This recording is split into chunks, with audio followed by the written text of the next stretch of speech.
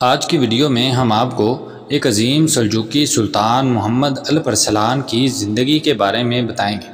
الپرسلان کی بہادری کے قصے کیسے ہر جگہ مشہور ہو گئے اور کیسے الپرسلان نے ملا زکرت جنگ میں 15,000 سپاہیوں کے ساتھ 1,00,000 صلیبی لشکر کو شکست دے دی اور آخر کار اس عظیم سلجوقی سلطان کو شہید کرنے والا غدار کون تھا۔ ان سب باتوں کو جاننے کے لیے ویڈیو کو آخر تک ضرور دیکھیں۔ پیارے دوستو، الپرسلان کو ان کے چچا تغرل بیگ کی وفات کے بعد سلطان نامزد کر دیا گیا۔ اگرچہ اقتدار کی خاطر ملک میں کچھ جھگڑے ہوئے، لیکن الپرسلان نے ان تنازعات پر بروقت قابو پا کر حالات کو اپنی گرفت میں لے لیا۔ الپرسلان اپنے مرحوم چچا تغرل بیگ کی طرح ایک نہایت مدبر، تجربہ کار لیڈر اور جرأت مند شخصیت کے حامل تھے۔ الپرسلان نے ملکی سرحدوں کو وسیع کرنے کے لیے ایک نہایت ہی دانشمندانہ پالیسی اختیار کی، اور جو علاقے سلجوقی سلطنت کے زیر نگیں تھے، پہلے ان کے استحکام کو یقینی بنایا اور اس کے بعد بیرونی دنیا کی طرف پیش قدمی کی۔ سلطان الپرسلان جہاد فی سبیل اللہ اور اپنی پڑوسی مسیحی سلطنتوں میں اسلام کی اشاعت کے لیے برقرار رہتے تھے۔ سلطان کی ہمیشہ یہ کوشش رہی کہ ارمن اور روم کے علاقے اسلامی سلطنت میں شامل ہو جائیں۔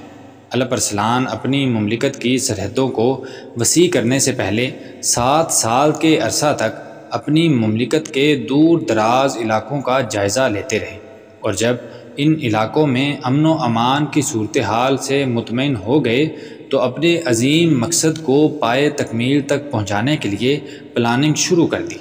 ان کے سامنے اب ایک ہی ہدف تھا، وہ یہ تھا کہ سلجوقی سلطنت کے پڑوس میں واقع مسیحی علاقوں کو فتح کرنا ہے، فاطمی دولت کے اقتدار کو ختم کرنا اور تمام اسلامی دنیا کو عباسی خلیفہ اور سلجوقی اقتدار کے جھنڈے کے نیچے متحد کرنا۔ یہ الپرسلان کی سوچ تھی۔ سلطان الپرسلان نے اپنے منصوبے کو عملی جامہ پہنانے کے لیے ایک بہت بڑا لشکر تیار کیا اور اس لشکر کی قیادت کرتے ہوئے ارمن اور جارجیا کی طرف روانہ ہوئے۔ یہ علاقے بہت جلد سلطان الپرسلان کے ہاتھوں فتح ہو گئے۔ الپرسلان آگے بڑھ گئے اور شام کے شمالی علاقے پر حملہ کر دیا۔ حلب میں مرداسی حاکم تھا۔ اس سلطنت کی بنیاد 1023 میں صالح بن مرداس نے رکھی تھی۔ الپرسلان نے مرداسی سلطنت کا محاصرہ کر لیا اور اس سلطنت کے فرما روا محمود بن صالح بن مرداس کو مجبور کیا کہ وہ مصر کے فاطمی خلیفہ کی بجائے عباسی خلیفہ کی حکومت کو تسلیم کرے اور لوگوں کو اس حکومت کے احکامات کو ماننے پر مجبور کرے۔ اس کے بعد الپرسلان نے ایک ترکی نژاد قائد اتنسس بن اوق خوارزمی کو جنوبی شام پر حملہ کرنے کے لیے بھیجا۔ خوارزمی نے فاطمیوں سے رملہ اور بیت المقدس چھین لیے، لیکن اسکلان پر حملہ نہ ہو سکا، جسے مصری حدود میں داخلے کے لیے ایک بہت بڑے دروازے کی حیثیت حاصل تھی۔ الپرسلان کی ان فتوحات نے رومی شہنشاہ ڈومانوس ڈیوجیس کو پریشان کر رکھا تھا۔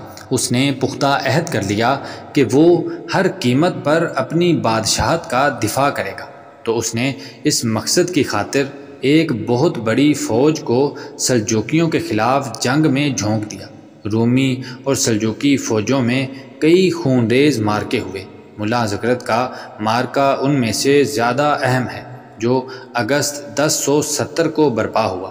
ابن کثیر لکھتے ہیں، اور اس مارکے میں روم کے بادشاہ ڈومانوس پہاڑ کی مانند لشکر کو لے کر روانہ ہوا۔ ان لشکروں میں روم، روس، برطانیہ اور کئی دوسرے ممالک کے سپاہی شامل تھے۔ ڈومانوس کی جنگی تیاریاں بھی خوب تھیں اور الپرسلان کا ایک مختصر سا لشکر تھا جس کی تعداد 15,000 سے زیادہ نہیں تھی، لیکن شہنشاہ تعداد کے اتنے بڑے ڈفرنس کے باوجود بھی الپرسلان نے اپنے تھوڑے سے سپاہیوں کے ساتھ اپنی بہادری اور جنگی حکمت عملی کی وجہ سے 1,00,000 سپاہیوں کو شکست دے دی، اور یہ شکست کوئی معمولی شکست نہیں تھی۔ اس واقعے نے رومیوں کی کمر توڑ کر رکھ دی تھی۔ الپ ارسلان ایک متقی اور پرہیزگار انسان تھے، اور ان کی یہ کوشش تھی کہ سلجوقیوں کی عظمت کا جھنڈا پوری دنیا میں لہرا جائے، لیکن یہ عظیم سپہ سالار ایک غدار کے ہاتھوں شہید ہوا۔ اس غدار کا نام یوسف خوارزمی تھا۔